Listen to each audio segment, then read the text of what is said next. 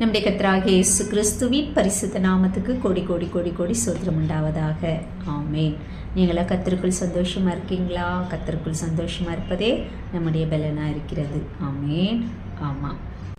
16ஆம் அதிகாரத்தில் ஆபிரகாமுடைய மனைவியாகிய சாராய்க்கு பிள்ளை இல்லாதிருந்தது. எகிப்து தேசத்தால் ஆகிய ஆகார் என்னும் பெயர் கொண்ட ஒரு அடிமை பெண் அவளுக்கு இருந்தாள். சாராய் ஆபிராமை நோக்கி, நான் பிள்ளை பெறாதபடிக்கு கர்த்தர் என் கர்ப்பத்தை அடைத்திருக்கிறார். என் அடிமை பெண்ணோடே சேரும், ஒருவேளை அவளால் என் வீடு கட்டப்படும் என்றால். சாராயின் வார்த்தைக்கு ஆபிராம் செவி கொடுத்தான் அப்படின்னு நம்ம பார்க்குறோம். அப்பா அந்த காலத்தில் அது தப்பு இல்லை, பாவம் இல்லை. அதனால் சாராய் பண்ணது தப்பு இல்லை நான் சொல்கிறேன். ஏன்னா அவங்களுக்கு அப்போ அது சர்வ சாதாரணமான ஒன்றா இருந்திருக்கு. இந்த குழந்தை இல்லைன்னா மறுமனாட்டி இது வேலைக்காரிகளை கொடுத்து குழந்தை பெற்றுக்கிறது அப்போ அது பெருசாகவே தெரியல மாதிரி இருக்குது. சர்வ சாதாரணமாக அதை செஞ்சுருக்காங்க. அதை ஆபிரகாம் கர்த்தர்கிட்ட கேட்டிருக்கலாம். என்ன சொல்லியிருப்பாங்க? வேண்டான்னு சொல்லியிருப்பாங்க. குழந்தை கொடுக்காததுக்கு அந்த எமோரியனுடைய பாவம் நிறைவாகும். ஈசாக்கு கூட பார்த்தீங்கன்னா அவருக்கு 20 வருஷம் குழந்தைய கொடுக்கல கர்த்தர். ஏன்னா இது பிளான் பண்ணி தான் கர்த்தர் கொடுக்காம இருக்கிறாரு. ஏன்னா அந்த எமோரியருடைய பாவம் அக்கிரமம் நிறைவாகணும். அதனால என்ன பண்றாரு? இவங்களுக்கு டிலே பண்றாரு. இவங்களுக்கு காத்திருக்க முடியல. 16ஆவது அதிகாரத்தில் ஆகாரம் மட்டும் பார்க்கலாம். இங்கே நம்ம எல்லாம் என்ன நினைக்கிறாங்க? ஆகார் என்னவோ நல்லவன் மாதிரியும், சாரா என்னவோ அவளை கொடுமை பண்ண மாதிரியும், அதனால் அவள் சாராலிட்டு ஓடி போன மாதிரியும் பேசுகிறாங்க எல்லாரும். ஆமாங்க, வேதத்தின்படி சொல்லணும். சாரால் ஆகாருக்கு நன்மை தான் செஞ்சா. சாரால் பார்வோன் அரண்மனைக்கு கொண்டு போகப்பட்ட அந்த நாள்லேருந்து அவள் வரவர்லையும் திரும்ப ஆபிரகாமிட்ட வரவர்லையும் ஆகார் தான் சாராளுக்கு பணிவிட செஞ்சுருந்துருக்கிறா.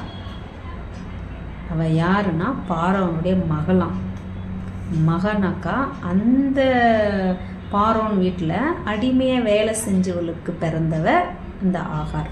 அதனால தான் இங்கே சாராக்குடைய வேலைக்காரியை அனுப்பிச்சி விட்டுட்டாங்க அப்படி சொல்கிறாங்க. அவ சாரால் ஆகார எல்லா வேலைக்காரரை விட ஆகார ரொம்ப அன்பாக பார்த்துன்னு இருக்கா. அவளுக்கு சாராளுக்கு நம்பிக்கையான ஒரு வேலைக்காரி தான் ஆகார். அதனால தான் என்ன பண்ணுறா, அவ்வளோ பேரை விட்டுட்டு, அவங்க வீட்டில் எவ்வளோ பேர் வேலைக்காரங்க இருக்காங்க, அவங்கள எல்லாரையும் விட்டுட்டு சாராளுக்கு அவங்கள எல்லாரையும் விட்டுட்டு இந்த ஆகாரம் கொடுக்க காரணம் என்னன்னா, அவள் அவ்வளோ ஒரு நம்பிக்கையான வேலைக்காரியாக இருந்திருக்கா.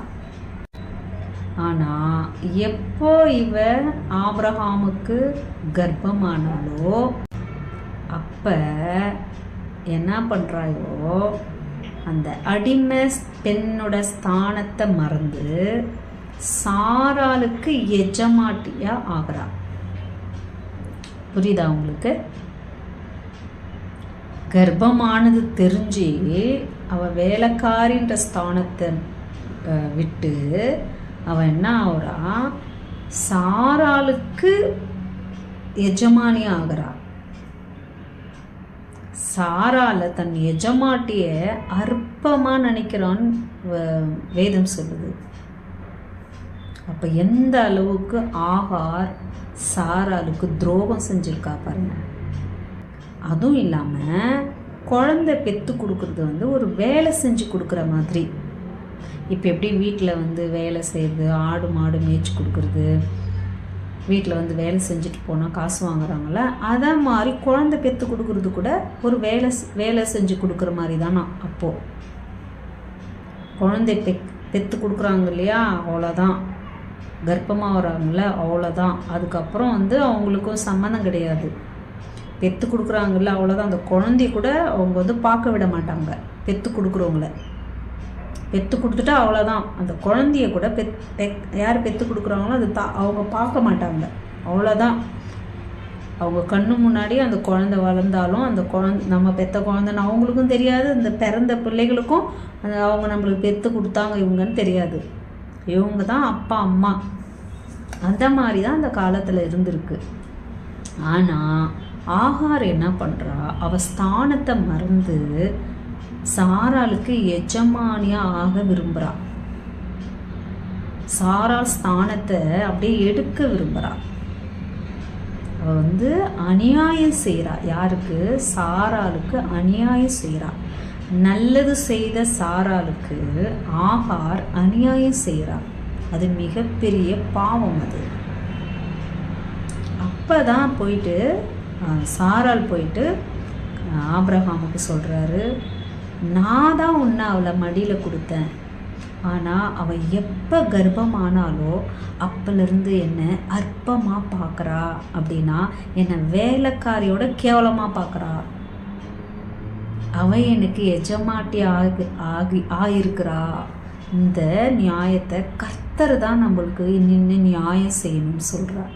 இப்போ எந்த அளவுக்கு சாரா மனசு வேதனைப்பட்டிருந்தா, தேவன் தான் நம்மளுக்கு நியாயம் செய்யணும் அப்படின்னு எவ்வளோ அந்த சொல்லியிருப்பாங்க பாரு. சாராய் அவ்வளோ அநியாயம் செஞ்சவ ஆகார். அவளுக்கு கொடுத்த ஸ்தானத்தை, எவ்வளோ பெரிய சீமான், அவனுக்கு குழந்தை பெற்று கொடுக்குறது எவ்வளோ பெரிய பாக்கியம் தெரியுமா ஆகாருக்கு. ஆனால் அதை அவள் அந்த அந்த நன்றியை அவள் நினைக்க தவறா.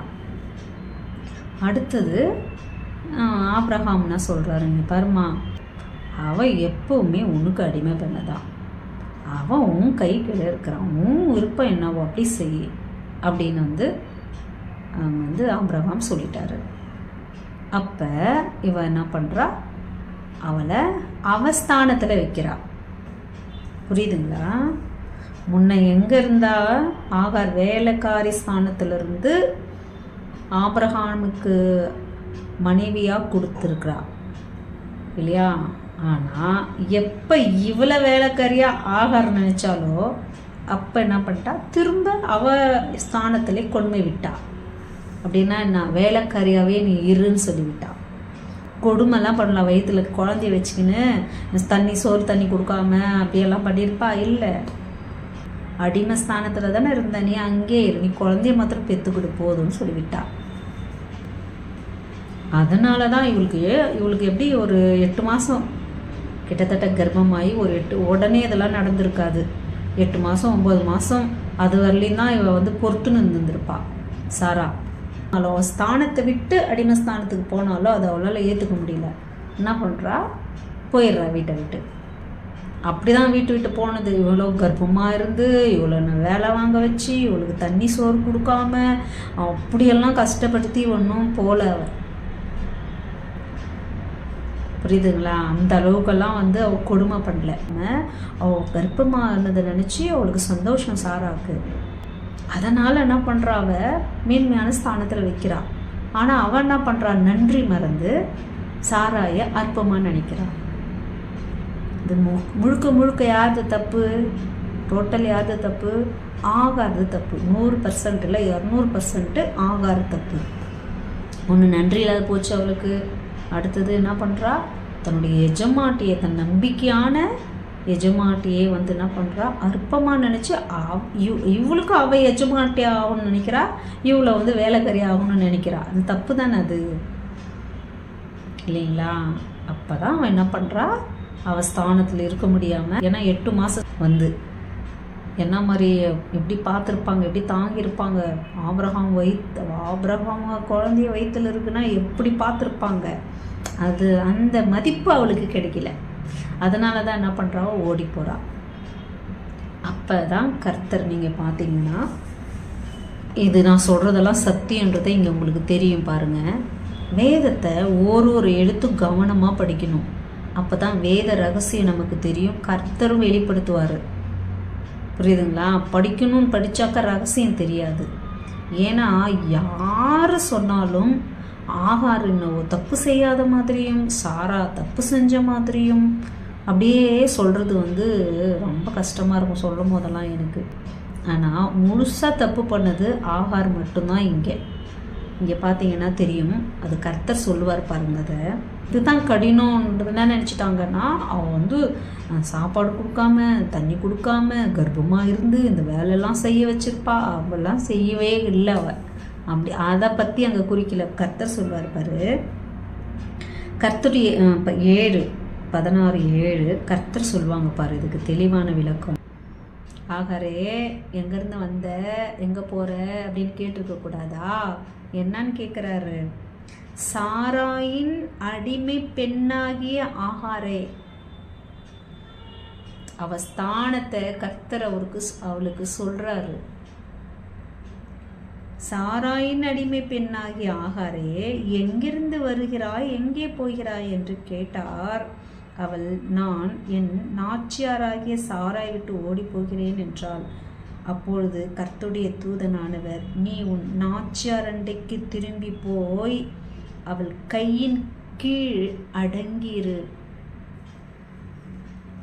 அடிமை பெண்ணுன்னு அவர் சொன்னதுனால தான் அவளுக்கு தெரியுது, ஆமாம் அவங்க நாச்சியார், நமக்கு அவங்க நம்ம எஜமானின்றது அவளுக்கும் அங்கே தெரியுது. நம்ம ஸ்தானத்தை கர்த்தர் நம்மளை எவ்வளோ கிருபையினால் உயர்த்தினாலும் நம்ம ஸ்தானத்தை ஒரு நாளும் நம்ம மறக்கக்கூடாது. நம்ம இருந்த நிலைமைய கர்த்தர் நம்மளை கண்டிப்பாக உயர்த்துவார். அவர் கிருபையினாலையும் தயவுனாலையும் அவர் அன்பினாலும் தான் கர்த்தர் நம்மளுக்கு உயர்வான ஸ்தானத்தை கொடுக்குறாரு தவிர நம்மளால் கிடையாது. நம்ம எப்படி இருந்தோமோ அப்படியே கர்த்தருக்கு இன்னும் அதிகமான நன்றி உள்ளவர்களாக கர்த்தருக்கு நம்ம இருக்கணும். அப்போ அவளை அவர் தெரிய வைக்கிறாரு, நீ சாராவுக்கு அடிமை பெண்ணு தான். உன் ஸ்தானத்தை நீ என்ன பண்ணுற, மிஸ்யூஸ் பண்ணுற, தப்பாக யூஸ் பண்ணிக்கிறா. அதான் கர்த்தர் இங்கே வெளிப்படுத்தி தெளிவாக சொல்கிறாரு, சாராயின் அடிமை பெண்ணாகிய ஆகாரு அப்படின்னு சொல்கிறாரு. அது மட்டும் இல்லாமல் நீ போய் உன் நாச்சியார் கை கீழே அடங்கிரு அப்படின்னா, நீ போய் உன்னுடைய எஜமானிக்கிட்ட அடிமையாக இருன்றாரு. நீ எந்த ஸ்தானத்தில் இருந்து இருக்க முடியாத ஓடி வந்தியோ அந்த ஸ்தானத்திலே போய் இருன்னு சொல்கிறாரு கர்த்தர். புரியுதுங்களா? சும்மா இல்லைங்க, முழுதுமா யாரது தப்பு, ஆகாது தான் இந்த இடத்துல தப்பு, சாராது தப்பே கிடையாது. அப்போ இஸ்மாயிலுக்கு பேர் வைக்கிறது கூட கர்த்தர் தாங்க. இவன் எல்லாருக்கும் எதிராக இருப்பான், எல்லாரும் இவனுக்கு எதிராக இருப்பாங்க, அவன் சகோதரர் எல்லாரும் எதிராக இருப்பாங்க அப்படின்னு சொல்லிட்டு சொல்கிறாங்க இல்லையா? அது இன்ன வரலையும் அதை நம்ம பார்க்குறோம் கர்த்தர் சொன்னது இல்லையா? அப்போ அவன் இஸ்மாயில் பிறக்கும் போது ஆபிரகாமுக்கு 86 வயசு. அப்போ கர்த்தர் கூப்பிட்டு 10 வருஷத்துக்கு அப்புறமா யார் பிறக்கிறது? இஸ்மாவேல் பிறக்கிறான். ஆனால் அது தெய்வ சித்தமானா இல்லை, சூழ்நிலைக்கு ஏற்ற மாதிரி இவங்களா செஞ்சிங்கன்னா செட்டப். அது சூழ்நிலையை நம்ம பார்க்கக்கூடாது. கர்த்தர் சொல்கிறது நிறைவேற வரலையும் கர்த்தர் சொல்கிறதுக்கு காத்திருக்கணும். கர்த்தர் சொன்னதுக்கு நம்ம காத்திருக்கத்தான் வேணும் இல்லையா? ஆமென். நம்ம இன்னும் 17, 18 இதெல்லாம் தொடர்ந்து இவங்கள்தான் வர்றதுனால நம்ம ஷார்ட்டாக நாளைக்கு பார்க்கலாம் இல்லையா? ஆமென். பாதை